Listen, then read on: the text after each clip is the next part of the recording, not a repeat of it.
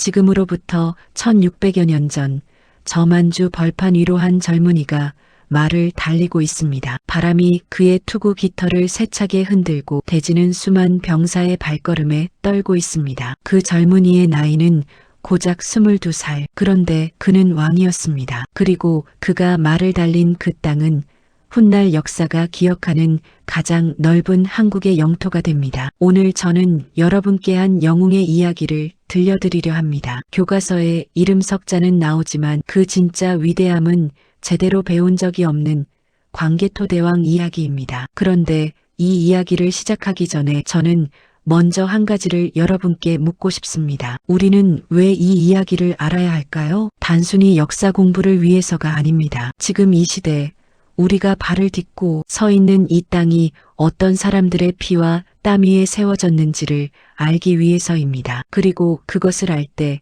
우리는 비로소 우리 자신이 얼마나 위대한 민족의 후손인지를 느낄 수 있기 때문입니다. 자, 이제 이야기를 시작하겠습니다. 서기 391년 고구려 제19대 왕 광개토대왕이 즉위합니다. 그의 본래 이름은 담덕이었습니다. 고구려 고국 양왕의 아들로 태어나 어려서부터 비범한 재능을 보였다고 전해집니다. 하지만 22살 그 어린 나이에 갑작스럽게 왕위에 오른 그 앞에는 산처럼 높은 과제들이 쌓여 있었습니다. 당시 고구려의 상황을 한번 들여다보겠습니다. 고구려는 삼국 중 가장 강한 나라였습니다. 하지만 강하다고 해서 안전한 것은 아니었습니다. 북쪽으로는 거란과 숙신 같은 강력한 유목민족이 호시탐탐 변경을 노렸고 남쪽으로는 백제와 신라가 영토를 다투었습니다. 그리고 바다 건너에서는 왜가 한반도 남부에 발을 들여놓으려 하고 있었습니다. 한마디로 말해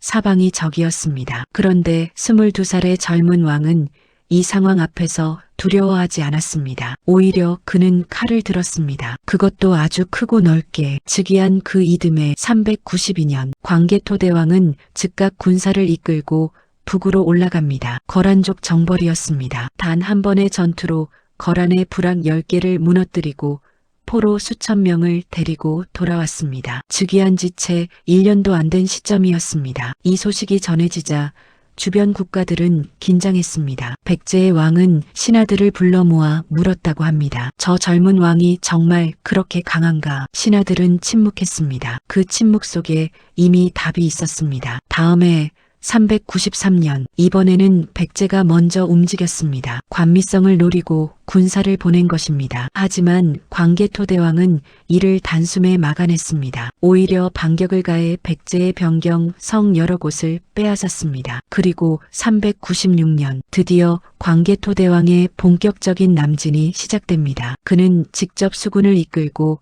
백제의 심장부를 향해 나아갔습니다. 수십 개의 성이 차례로 무릎을 꿇었습니다. 백제 아신왕은 성 밖으로 나와 항복했고 고구려에 영원히 충성을 맹세했습니다. 무릎을 꿇은 채 두 손을 땅에 짚고 이 장면을 한번 상상해 보십시오. 한반도의 서쪽 해안선을 따라 고구려의 깃발이 펄럭이고 백제의 왕이 27살 고구려 왕 앞에 무릎을 꿇는 장면을. 이건 단순한 전쟁의 승리가 아니었습니다. 이것은 동아시아 역사의 판도를 바꾼 사건이었습니다. 하지만 광개토대왕의 진짜 위대함은 여기서 그치지 않았습니다. 그는 백제를 완전히 멸망시키지 않았습니다. 항복을 받아내고 인지를 데리고 충성 맹세를 받은 뒤 물러났습니다. 단순한 파괴자가 아니라 넓은 그림을 그리는 전략가였습니다. 그 넓은 그림의 다음 칸에는 북방이 있었습니다. 자, 이제 잠깐 지도를 한번 떠올려 보십시오. 지금 우리가 사는 한반도 그 위로 만주가 있습니다. 만주는 지금의 중국 동북부 지역입니다. 흑룡강성,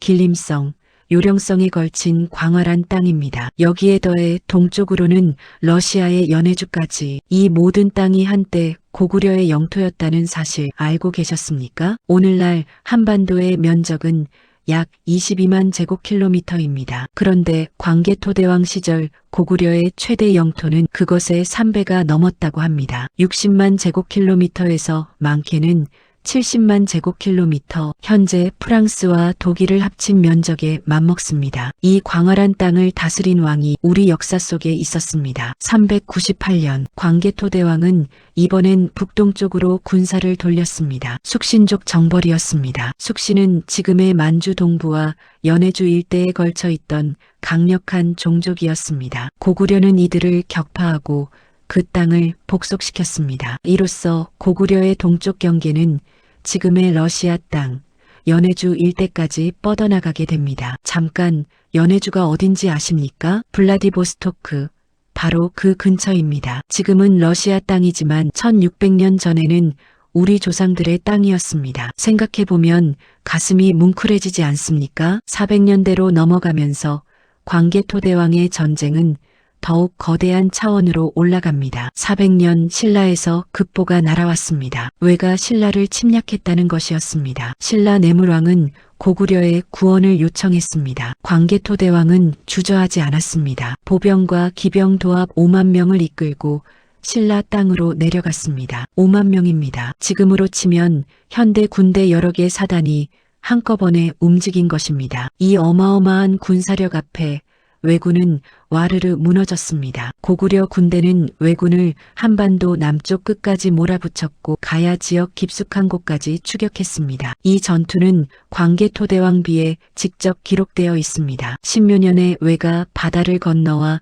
백잔과 신라를 신민으로 삼으려 하였다. 이에 왕이 몸소 군사를 이끌고 내려가 왜를 토벌하였다. 이 기록이 바로 나중에 일본이 손을 대려 했던 그 유명한 구절입니다. 하지만 그 이야기는 잠시 후에 더 자세히 말씀드리겠습니다. 광개토대왕의 전쟁은 계속됩니다. 400년 이후에도 그는 쉬지 않았습니다. 후연, 즉 지금의 중국 요령성 일대를 지배하던 선비족 국가 후연을 공격했습니다. 당시 후연은 동아시아에서 손꼽히는 강국이었습니다. 하지만 광개토대왕 앞에서는 예외가 없었습니다. 400년 이후 수년에 걸쳐 고구려는 후연의 핵심 거점들을 하나씩 빼앗았습니다. 요동성이 무너지고 현도성이 무너지고 그 넓은 요동평원이 고구려의 품 안으로 들어왔습니다. 요동, 지금의 요령성 일대, 이 땅이 고구려 땅이 되었을 때 고구려는 명실상부 동아시아 최강국이 되었습니다. 중국의 역사서에도 이 시기를 이렇게 기록합니다. 고구려는 그 세력이 매우 강성하여 감히 대적할 나라가 없었다. 이것이 광개토대왕 시절 고구려였습니다. 그런데 여러분, 저는 여기서 잠깐 멈추고 싶습니다. 우리는 흔히 역사를 숫자로 배웁니다. 몇 년도에 무슨 일이 있었고 몇 개의 성을 빼앗았고 몇 명의 군사를 동원했고, 하지만 역사는 숫자가 아닙니다. 역사는 사람입니다. 광개토대왕도 사람이었습니다. 22살의 왕이 되어 한시도 쉬지 않고 전쟁을 치르고 나라를 넓히고 백성을 다스리다가 40대의 나이에 세상을 떠났습니다. 그 짧은 생애 동안 그가 이룬 것들을 나열하면 보통 사람 10명의 인생을 합쳐도 모자랄 것입니다. 그는 왜 그렇게 살았을까요? 저는 가끔 이 질문을 스스로에게 해봅니다. 그 답을 찾으려면 우리는 그가 남긴 유일한 목소리에 귀를 기울여야 합니다. 바로 광개토대왕비입니다. 광개토대왕비는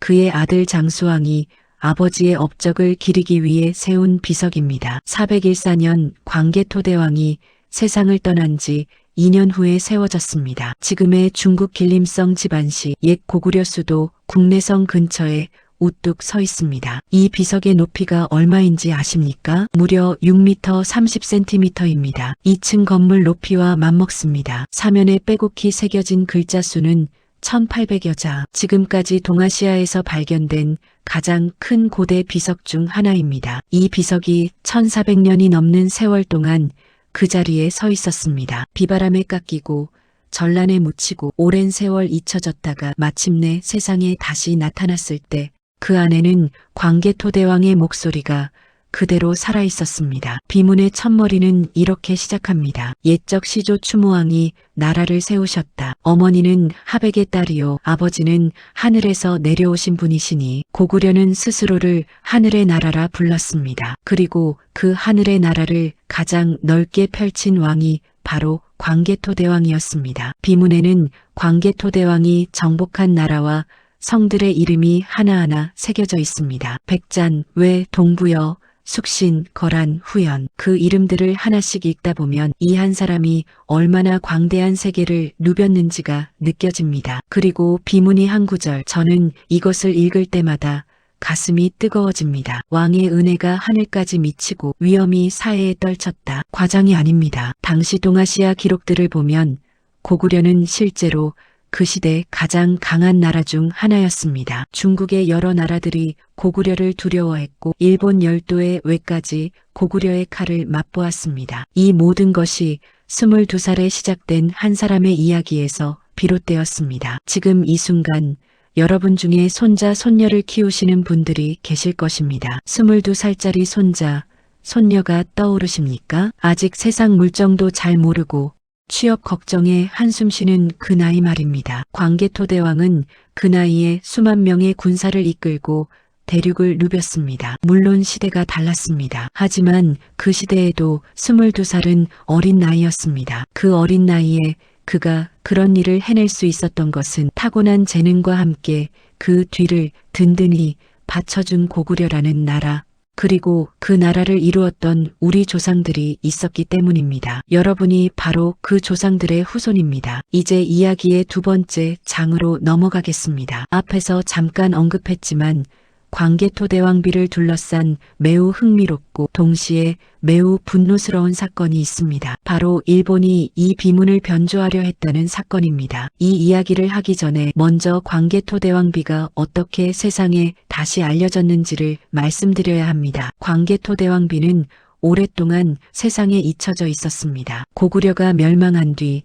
그 땅이 여러 나라를 거치면서 비석의 존재도 역사 속으로 사라졌습니다. 그러다가 19세기 후반, 지금으로부터 약 150년 전에 그 비석이 다시 세상의 모습을 드러냈습니다. 875년경 지금의 중국 길림성 지반 지역에서 이 거대한 비석이 발견되었습니다. 오랫동안 덩굴과 흙에 덮여 있던 것이 드러난 것입니다. 이 소식은 곧 일본 군부에까지 전해졌습니다. 당시 일본은 조선과 중국 대륙 진출을 노리고 있었고 역사적 명분을 찾고 있었습니다. 그들에게 광개토대왕비의 비문 중 특정 구절이 눈에 들어왔습니다. 바로 신묘년 기사였습니다. 이 구절은 401년, 즉 신묘년에 외가 바다를 건너와 어떤 행동을 했다는 내용을 담고 있었습니다. 일본 군부는 이 구절을 자신들에게 유리하게 해석하고 싶었습니다. 외가 한반도 남부를 지배했다는 증거로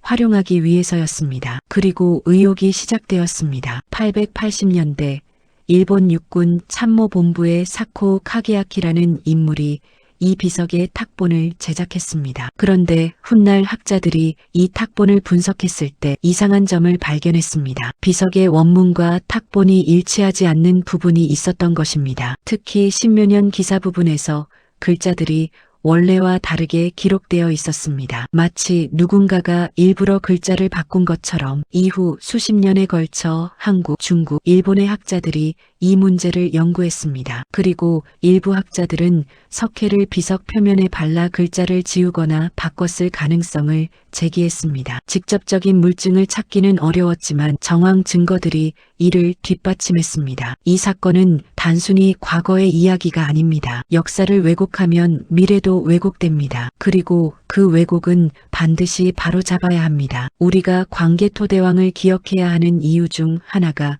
바로 여기에 있습니다. 그런데 여러분, 비문 변조 의혹 이야기를 들으시면서 혹시 이런 생각이 드셨습니까? 왜 일본은 그토록 광개토대왕비에 집착했을까요? 그 답은 간단합니다. 광개토대왕이 그만큼 두려운 존재였기 때문입니다. 살아있을 때도 죽고 나서 1600년이 지난 후에도 일본이 변조하려 했던 그 비문이 역설적으로 광개토대왕의 위대함을 더욱 선명하게 증명합니다. 지우려 할수록 더 빛나는 역사, 그것이 광개토대왕의 이야기입니다. 자, 이제 우리는 한 걸음 더 들어가 보겠습니다. 광개토대왕이 얼마나 위대한 왕이었는지 단순히 전쟁의 기록만으로는 부족합니다. 그가 다스린 나라 고구려가 얼마나 대단한 문명이었는지를 알아야 비로소 그 전체 그림이 보입니다. 고구려 하면 많은 분들이 강하고 용맹한 전사의 나라를 떠올리십니다. 맞습니다. 하지만 고구려는 그것만이 아니었습니다. 고구려는 동시에 찬란한 문화와 예술의 나라였습니다. 지금 우리에게 남아있는 가장 강력한 증거는 고구려 고분벽화입니다. 고구려의 무덤 안에는 당시 사람들의 삶이 그림으로 남겨져 있습니다. 수렵도, 씨름도, 무용도, 행렬도 1400년이 넘는 세월이 흘렀는데도 그 색채가 여전히 살아있습니다. 붉은색, 푸른색, 황금색, 어두운 무덤 안에서 그 그림들을 처음 마주한 사람들은 모두 숨을 멈췄다고 합니다. 이 고분벽화들은 2003년에 유네스코 세계문화유산으로 등재되었습니다. 유네스코가 세계문화유산으로 지정했다는 것은 무엇을 의미할까요? 이것은 단순히 오래되었다는 것이 아닙니다. 인류 전체의 역사에서 보존할 가치가 있는 탁월한 보편적 가치를 지닌다는 뜻입니다. 우리 조상들이 만든 것이 전 인류의 유산으로 인정받은 것입니다. 벽화 중에서도 특히 유명한 것이 있습니다. 수산리 고분의 벽화와 무용총의 벽화입니다. 무용총, 춤무덤이라는 뜻이지요. 이 무덤 안에는 춤추는 사람들의 모습이 생생하게 그려져 있습니다. 긴 소매를 나부끼며 춤을 추는 여인들, 그 옆에서 노래를 부르는 사람들, 1400년 전 고구려 사람들이 어떤 음악을 들으며 어떤 춤을 추며 어떻게 살았는지가 그 그림 속에 고스란히 담겨 있습니다. 그림의 수준도 놀랍습니다. 단순한 벽화가 아닙니다. 원근법이 사용되었고 인물의 표정이 살아있으며 공간의 깊이감이 느껴집니다. 이것이 1400년 전 그림이라는 사실이 믿기지 않을 정도입니다. 당시 유럽의 미술과 비교해도 전혀 뒤지지 않는, 아니 어떤 면에서는 훨씬 앞선 수준이었습니다. 고구려의 문화적 역량은 여기서 그치지 않았습니다. 고구려는 소수림왕 때인 372년에 이미 태학을 설립했습니다. 태학은 국가가 운영하는 고등교육기관입니다. 이것이 얼마나 대단한 일인지 비교를 통해 말씀드리겠습니다. 영국의 옥스퍼드 대학교가 설립된 것이 1100년대입니다. 고구려의 태학은 그보다 700년이 앞섰습니다. 우리 조상들이 국가 차원에서 교육기관을 세우고 학문을 장려하던 그 시절, 유럽은 아직 봉건 암흑시대를 걷고 있었습니다. 또한 고구려에는 경당이라는 민간 교육기관도 있었습니다. 이것은 국가 교육기관인 태학과는 별도로 일반 백성들도 교육을 받을 수 있는 지역 학교였습니다. 삼국사기에는 이렇게 기록되어 있습니다. 고구려의 풍속에 글 읽기를 좋아하여 마을마다 경당을 세워 자제들을 가르쳤다. 마을마다 학교가 있었습니다. 1600년 전에 우리 조상들의 나라에서 광개토대왕이 다스린 나라는 바로 이런 나라였습니다. 칼만 강한 나라가 아니라 학문도 예술도 발달한 나라. 전쟁터에서는 무서운 전사였고 집으로 돌아오면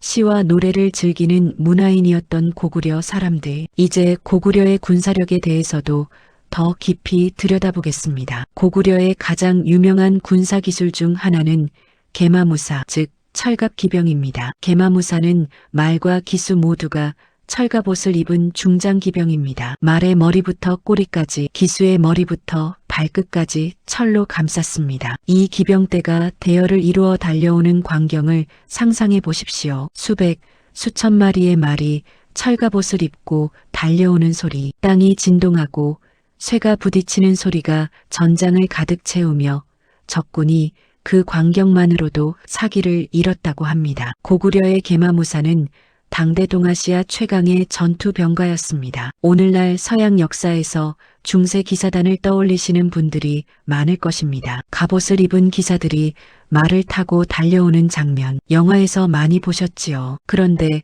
고구려의 계마무사는 그 서양 기사단보다 수백 년이 앞선 개념이었습니다. 우리 조상들이 먼저였습니다. 고구려의 활솜씨도 전설적이었습니다. 고구려라는 이름 자체가 활과 관련이 있다는 설이 있을 정도입니다. 고구려 사람들은 말을 타면서도 활을 쏘는 기사, 즉 기마궁술에 탁월했고 이것이 전장에서 엄청난 위력을 발휘했습니다. 달리는 말 위에서 뒤를 돌아보며 화살을 쏘는 기술, 파르티안 샷이라고도 불리는 이 기술을 고구려 기병들은 완벽하게 구사했습니다. 벽화에도 이 장면이 생생하게 남아 있습니다. 말을 달리며 사냥하는 전사의 모습, 그 자신감과 역동감이 1400년의 세월을 넘어 지금도 그대로 전해집니다. 광개토대왕은 이 막강한 군사력을 어떻게 운용했을까요? 그는 단순히 병사수에 의존하지 않았습니다. 그는 전략가였습니다. 적의 강점을 피하고 약점을 찌르는 기동전술을 즐겨 사용했습니다. 빠르게 치고 빠지거나 여러 방면에서 동시에 압박하거나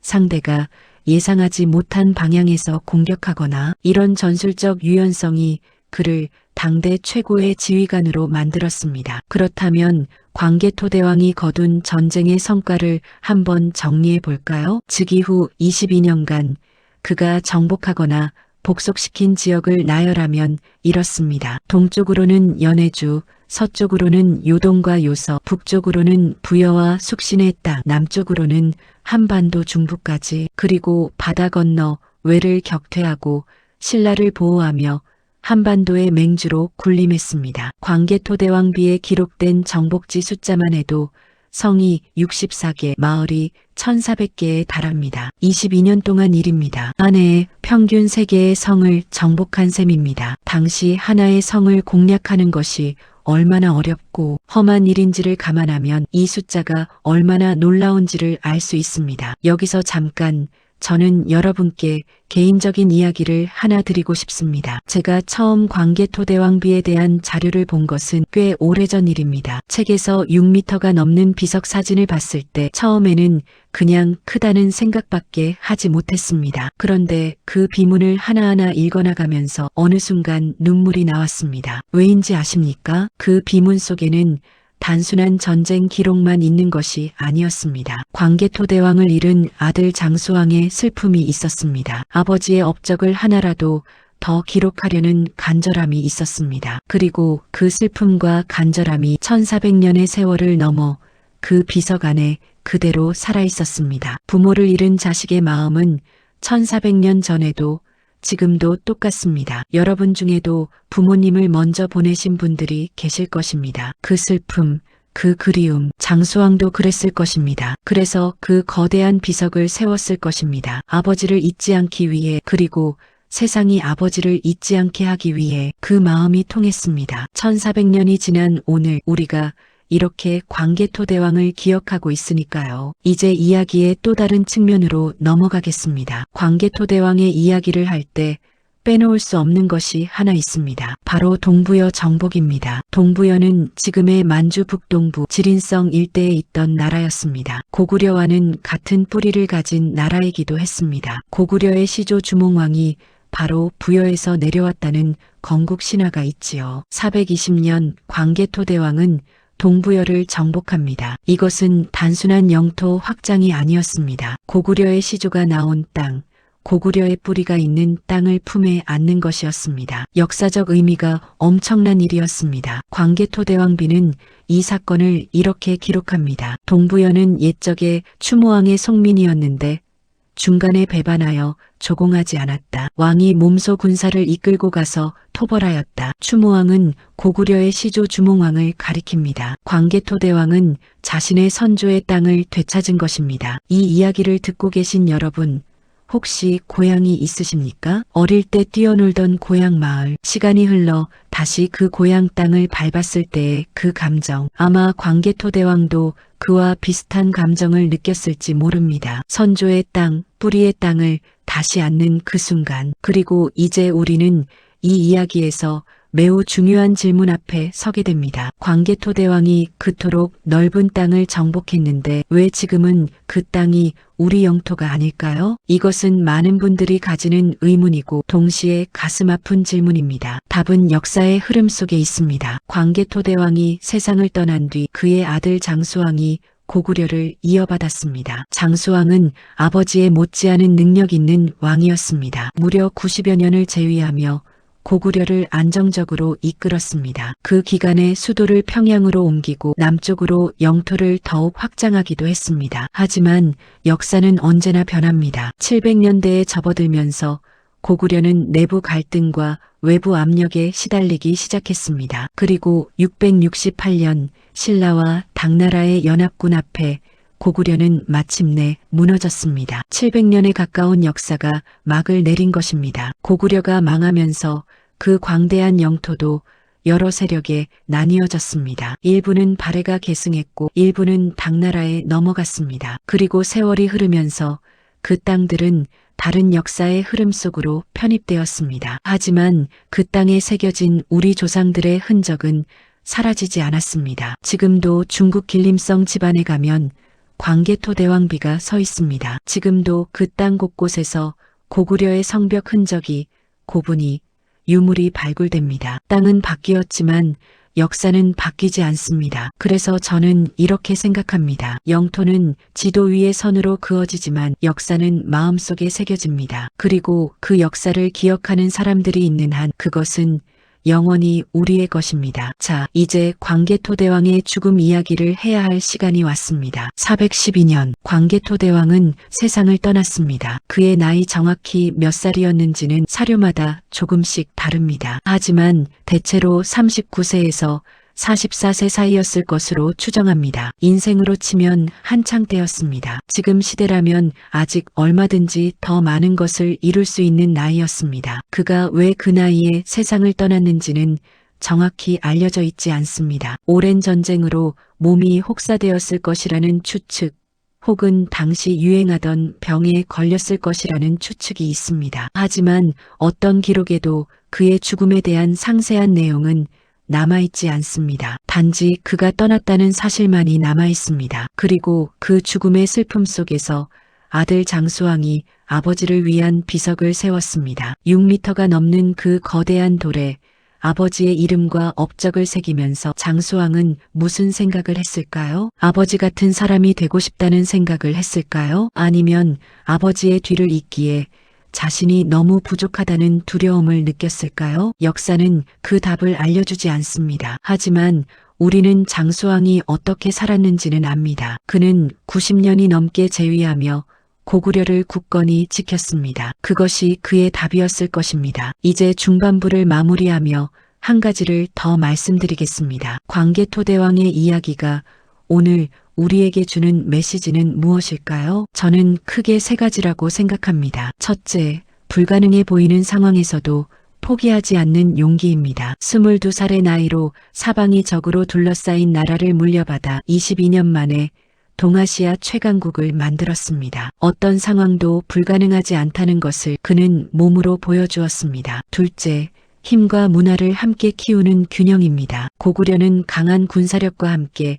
학문과 예술을 함께 발전시켰습니다. 칼만 강한 나라는 오래가지 못합니다. 문화가 함께해야 진정으로 위대한 나라가 됩니다. 셋째, 기억의 힘입니다. 장수왕이 비석을 세워 아버지를 기억했듯이 우리가 역사를 기억하는 것은 단순한 공부가 아닙니다. 그것은 우리가 누구인지를 아는 것이고 우리가 어디서 왔는지를 아는 것이며 그 지식이 우리에게 앞으로 나아갈 힘을 줍니다. 여러분이 오늘 이 이야기를 들으셨다면, 광개토대왕을 기억하신다면 그것 자체로 그의 역사는 계속 살아있는 것입니다. 1400년 전의 영웅이 오늘도 이렇게 우리와 함께 있습니다. 자, 이제 마지막 이야기를 시작하겠습니다. 앞서 우리는 광개토대왕의 전쟁과 정복 그리고 고구려의 문화와 역사를 함께 살펴보았습니다. 이제 저는 여러분께 이 이야기의 가장 중요한 부분, 바로 광개토대왕이 오늘 우리에게 무엇을 남겼는가를 이야기하려 합니다. 그리고 그 이야기를 시작하기 전에 저는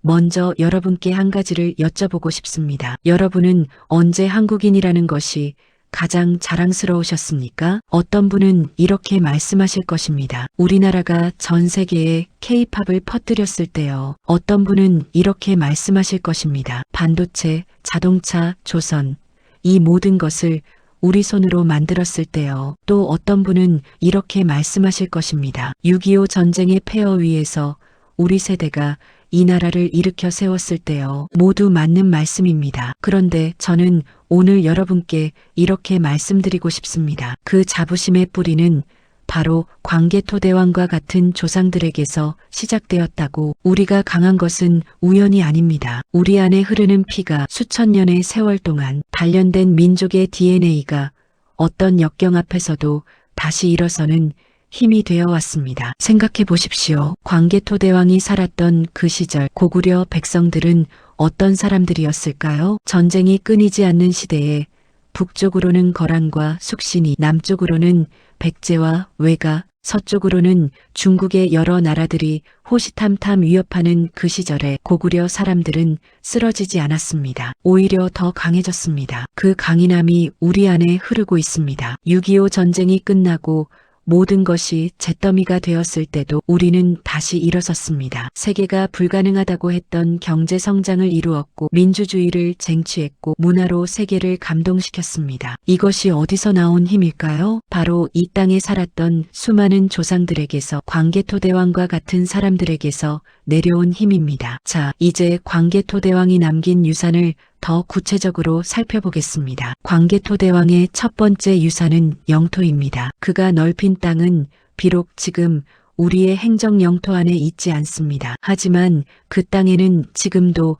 우리 조상들의 흔적이 남아 있습니다. 중국 길림성과 요령성 일대, 러시아 연해주 지역에는 고구려의 성벽 유적, 고분, 유물들이 곳곳에 있습니다. 특히 중국의 지반시 일대는 지금도 고구려 유적의 보고입니다. 국내성 터, 환도산성, 각종 고분들, 이 지역에서 발굴된 고구려 유물들은 지금 이 순간에도 그 땅이 한때 우리 조상들의 땅이었음을 증언하고 있습니다. 광개토대왕의 두 번째 유산은 기록입니다. 광개토대왕비는 단순한 비석이 아닙니다. 그것은 고구려의 역사, 나아가 우리 민족의 역사를 담은 가장 중요한 1차 사료 중 하나입니다. 다른 나라의 기록이 아닌 우리 스스로 우리의 역사를 기록하여 돌에 새긴 것입니다. 1400년의 세월 동안 비바람을 맞으며도 지워지지 않은 그 글자들, 그것이 우리에게 말하고 있습니다. 우리는 이런 사람들이었다고, 우리는 이런 역사를 가진 민족이라고. 광개토대왕의 세 번째 유산은 정신입니다. 광개토대왕이 남긴 가장 위대한 것은 땅도 아니고 비석도 아닙니다. 그것은 정신입니다. 어떤 적 앞에서도 굴하지 않는 정신, 더 넓은 세계를 향해 나아가는 기상, 그리고 자신의 뿌리를 잊지 않는 마음. 이 정신이 고구려에서 고려로, 고려에서 조선으로, 조선에서 대한민국으로 이어져 내려왔습니다. 그리고 지금 여러분 안에 살아 있습니다. 자, 이제 저는 여러분께 조금 더 깊은 이야기를 드리겠습니다. 광개토대왕을 이야기할 때 한 가지 가슴 아픈 점이 있습니다. 그것은 우리가 정작 우리 자신의 영웅을 잘 모른다는 사실입니다. 외국의 영웅들은 어떻습니까? 알렉산더 대왕, 칭기즈칸, 나폴레옹, 이들의 이름은 세계 어디서든 알려져 있습니다. 영화도 만들어지고 책도 쏟아져 나옵니다. 그런데 광개토대왕은 어떻습니까? 알렉산더 대왕이 정복한 영토의 크기와 광개토대왕이 정복한 영토의 크기를 비교해 보십시오. 물론 알렉산더가 더 광대한 영역을 누볐습니다. 하지만 광개토대왕이 정복한 영토의 크기도 결코 작지 않습니다. 그리고 알렉산더는 32살에 죽었고 광개토대왕은 40대 초반에 세상을 떠났습니다. 비슷한 나이에 비슷한 열정으로 각자의 세계를 지배했습니다. 칭기즈칸은 어떻습니까? 그는 몽골의 영웅으로 전 세계에 알려져 있습니다. 그런데 칭기즈칸이 활동했던 시기는 광개토대왕보다 800년이나 나중입니다. 광개토대왕이 훨씬 먼저 대륙을 누볐습니다. 우리가 우리의 영웅을 몰랐던 것은 우리 잘못이 아닙니다. 오랜 역사의 흐름 속에서, 그리고 외세의 침략과 역사, 왜곡 속에서 우리 스스로의 이야기를 제대로 전하기 어려웠습니다. 일제강점기에는 우리 역사를 배우는 것 자체가 금지되거나 왜곡되었습니다. 하지만 지금은 다릅니다. 지금 우리는 자유롭게 우리 역사를 이야기할 수 있습니다. 그리고 그 이야기를 이렇게 함께 나눌 수 있습니다. 이것이 얼마나 소중한 일인지 모릅니다. 이제 저는 광개토대왕의 이야기를 현재와 연결하고 싶습니다. 오늘날 우리나라가 세계에서 어떤 위치에 있는지 잠깐 생각해 보십시오. 인구 5천만 명의 나라가 세계 경제 규모 10위권 안에 들어 있습니다. 반도체 분야에서 세계를 선도하고 있습니다. K-팝과 K-드라마가 전 세계 젊은이들을 사로잡고 있습니다. 의료기술, 조선기술, 자동차 기술, 어느 하나 세계 수준이 아닌 것이 없습니다. 이것이 어떻게 가능했을까요? 저는 그 답이 우리 민족의 본래 기질에 있다고 생각합니다. 어떤 역경 앞에서도 굴하지 않고 더 나은 내일을 향해 나아가는 기질. 그것이 고구려 시대부터, 아니 그 이전부터 우리 민족의 유전자 속에 새겨져 있었던 것입니다. 광개토대왕이 그것을 보여주었습니다. 22살의 왕위에 올라 쉬지 않고 달려 22년 만에 동아시아의 판도를 바꾸었습니다. 그리고 40대의 나이에 세상을 떠나면서도 그가 남긴 역사는 1600년이 지난 지금도 우리 가슴 속에 살아 있습니다. 이것이 위대한 사람의 힘입니다. 몸은 사라져도 정신은 남는 것입니다. 여러분, 지금 이 순간 주변을 한번 둘러보십시오. 여러분 곁에 있는 가족들, 이웃들, 그리고 이 나라를 함께 살아가는 모든 사람들, 이들 모두가 광개토대왕과 같은 조상들의 후손입니다. 수천 년의 역사를 견디어온 강인한 민족의 후예입니다. 그 사실만으로도 우리는 이미 충분히 자랑스러운 사람들입니다. 이제 마지막으로 광개토대왕과 관련된 유물 이야기를 드리겠습니다. 현재 국립중앙박물관에는 고구려와 관련된 다양한 유물들이 소장되어 있습니다. 고구려의 기와, 토기, 금속 유물들, 그 중에서도 특히 눈길을 끄는 것은 고구려의 금동 유물들입니다. 금동 영가칠년명 열애입상. 이 이름이 낯서신가요? 이것은 359년에 만들어진 고구려의 금동 불상입니다. 높이 16cm의 작은 불상이지만 그 안에 새겨진 글자에 만든 해가 적혀 있어서 고구려 불교 문화의 수준을 증명하는 매우 중요한 유물입니다. 이 불상이 만들어진 것이 359년이라고 했습니다. 광개토대왕이 즉위하기 불과 30여 년 전입니다. 즉 광개토대왕이 어린 시절에 이런 정교한 금속 공예 기술이 이미 고구려에 있었다는 뜻입니다. 강하기만 한 나라가 아니었습니다. 아름다운 나라였습니다. 또한 고구려의 유물 중 빼놓을 수 없는 것이 각종 무기류입니다. 고구려의 철제 갑옷 조각들, 화살촉, 칼, 이것들을 보면 당시 고구려의 야금 기술이 얼마나 발달했는지를 알 수 있습니다. 단단하고 잘 다듬어진 철제 유물들은 고구려군이 왜 그토록 강했는지를 물질적으로 증명해 줍니다. 그리고 고구려의 기와, 연꽃무늬, 짐승 얼굴 무늬가 새겨진 수막새들, 이 작은 기와 조각 하나에도 고구려인들의 미적 감각이 담겨 있습니다. 실용적인 건축 재료에도 아름다움을 담으려 했던 사람들, 그들이 우리의 조상입니다. 자, 이제 정말 마지막 이야기를 드릴 시간이 되었습니다. 오늘 우리는 광개토대왕의 이야기를 함께 했습니다. 22살의 왕위에 올라 22년 동안 쉬지 않고 달렸던 젊은 왕의 이야기, 만주에서 연해주까지 한반도 전역에 걸쳐 고구려의 깃발을 펄럭이게 한 이야기, 일본이 지우려 했지만 결코 지워지지 않은 비문의 이야기, 그리고 그 모든 것이 오늘 우리에게 전해진 이야기, 이 이야기를 들으시면서 가슴이 뜨거워지셨습니까? 그렇다면 그 뜨거움이 무엇인지 아십니까? 그것은 우리 안에 흐르는 피가 기억하는 것입니다. 1600년 전 그 들판을 달리던 조상들의 기억이 우리 가슴 속에서 다시 깨어나는 것입니다. 우리는 이런 사람들의 후손입니다. 그 사실을 잊지 마십시오. 세상이 우리를 작은 나라라고 부를 때 우리 안에 이 역사가 있다는 것을